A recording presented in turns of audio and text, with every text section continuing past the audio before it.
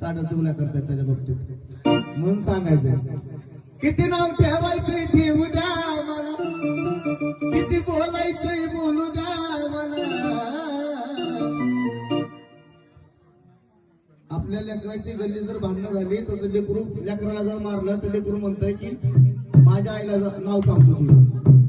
आणि असा तो भक्त काय म्हणतो कुणाला सांगतो किती नाव ठेवायचंय ठेवू द्या मला, किती बोलायचंय बोलू द्या मला, पण एवढ्या साड्या चुगल्या करू नका मग.